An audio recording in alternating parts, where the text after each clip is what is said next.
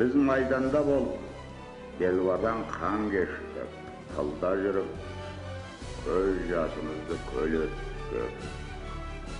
Күн түн демей еңбек етіп, жеңіс үшін тер төктік.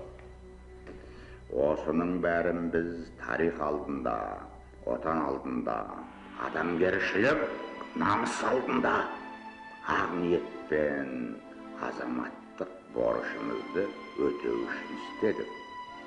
Сөйтіп, оны абыроймен ақтадық. Бұл жеңіс бізге арзанға түскен жоқ.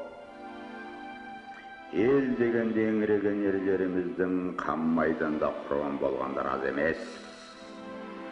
Қол аяғын беріп, мүгедек болып қайтқан ерлеріміз де аз емес. Ұлы отан, туған елім, туған жерім, ұлы отан соғысының жалынына шарпылмаған біздің елде бірде-бір семей жоқ.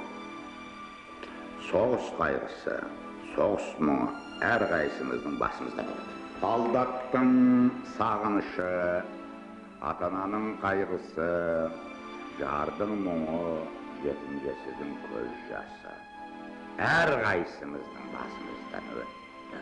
Мен өзім 40 жыл қырғында тірі қалған жандардың бірімін. Сол сұрапыл қырғын соғыста еліміздің талай саңлақ батырларының, ақылды ерлерінің қаза тапқанын мен өзім көзімменен қан майдан көрген. Менен артық, менен батыр, менен ақылды жігіттер өліп кеткен көзіммен көрген. Олардың имандары жолдас болсын. Олар ұлы отанымыздың тәуелсіздік үшін жан, тәнін аямастан соғысты, тәуелсіздік үшін жан тәсіл етті. Имандары жолдас болсын.